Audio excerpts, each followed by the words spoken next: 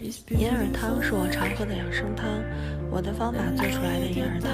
满满的胶原蛋白，而且超简单、超快速。头一天把银耳洗干净以后泡水，让银耳吸饱水分，去掉银耳根部，用手把银耳撕成一小块一小块的，再用清水冲洗一遍。把银耳放入高压锅，加适量的水压40分钟。重点是自然放气，自然放气之后再加入冰糖和红枣，再压10分钟，自然放气以后开盖就可以吃了。这样的方法做出来的银耳汤满满的胶原蛋白，而且都出胶了，大家可以看一下豆拉丝，非常的好。